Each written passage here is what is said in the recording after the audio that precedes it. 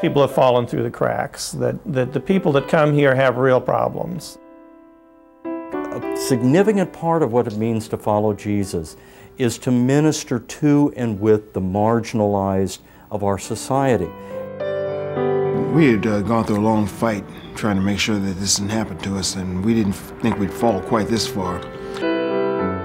Everybody that's homeless is not out there because they just don't want to do.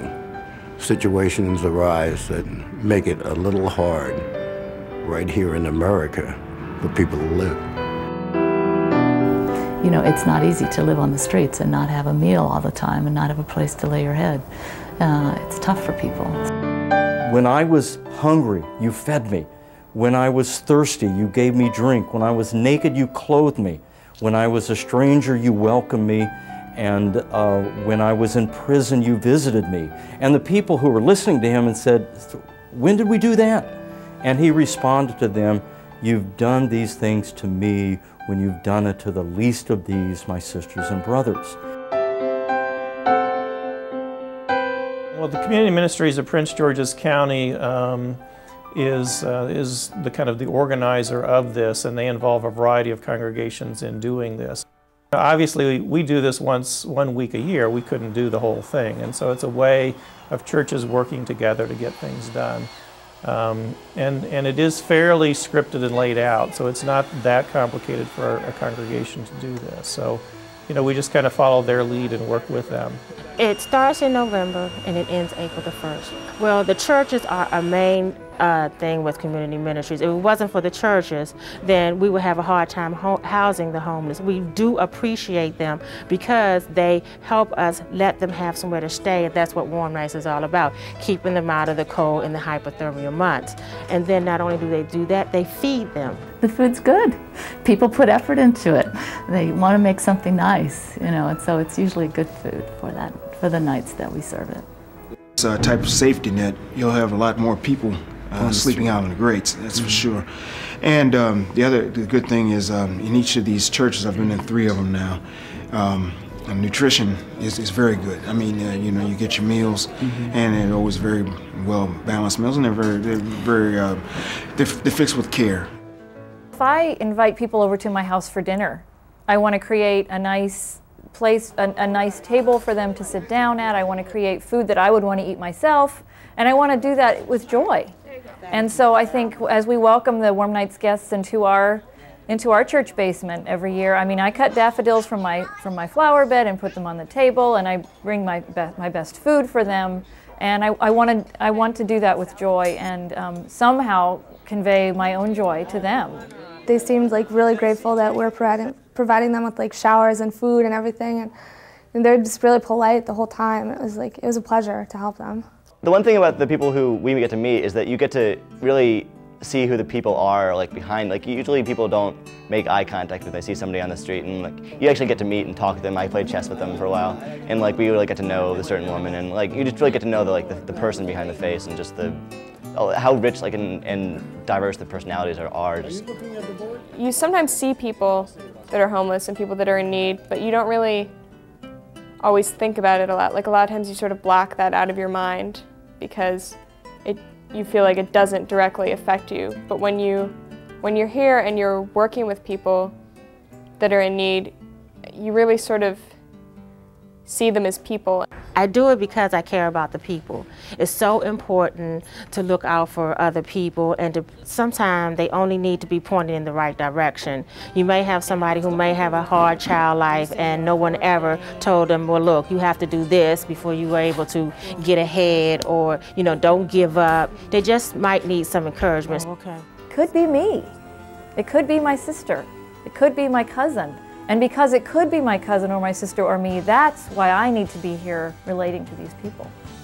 I came to Warm Nights because if I were out in the cold, I want to have a place to stay and a place and something to eat.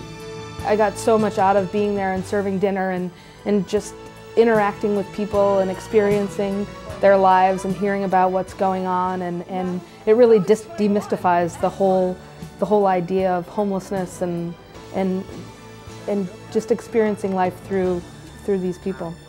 Me going to work during the day and then coming back in the evening, it's not a big problem. But for someone who's not working during the day, you know, there's nowhere to go. So what do? You hang out at the mall? You talk about a long day. It's a horrendous situation.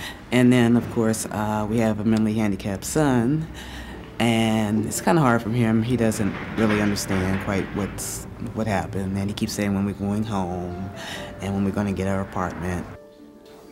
I laid 2 days in a washroom on a cement floor, physically disabled, until I ran into this friend of mine who had Warm Nights program's phone number. He called his caseworker. More from a human level, I saw the need, and I thought if there's something I can do to make, to make a few people's lives a little better. For just 1 week out of the year, it's not much, but it seems like it's something that, that I can do. I mean, it gives a sense of satisfaction, but it's also just, I mean, you feel like you're doing something right, and obviously, like, it's not a huge thing you're doing. Like, you're not changing the world, but you're helping individual people, and I think that it makes me happy. I think it's important that we don't say service to others is just something for adults to do, but it's something that we do because we are part of this body, be part of this congregation, part of the body of Christ, and that includes youth and children.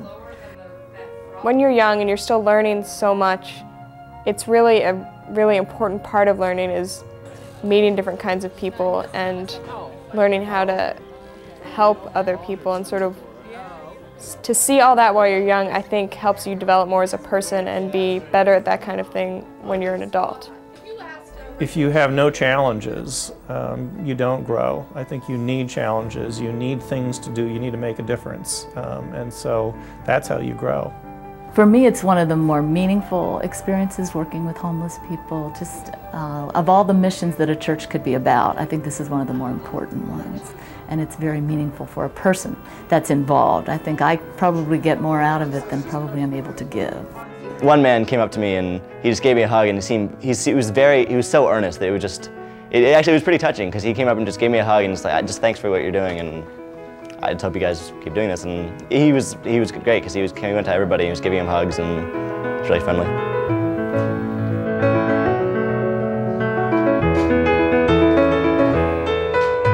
It's very easy to pass people, somebody on the street, and you see them, with their shopping bags or whatever, and you don't know anything about them. It's easy not to see them at all, actually. And I think that one of the things that this program does is it does allow you to see those people. At Hyattsville Mennonite, we're very globally aware, and so we're very involved in global ministries. Many people do that in their vocational life. But I think it's helpful for us to work together as a congregation on a local project, for us to work together to really have a presence in the community, so that we're not only acting globally, but we're acting locally as well. To mix with people that are different from us and understand their experience, and again to understand the meaning of the gospel from their experience, gives a whole lot more back to us, and that's a good part of the reason why we're going to keep doing this year after year after year. Yeah, I thank God for being alive. I thank Warm Nights for being here.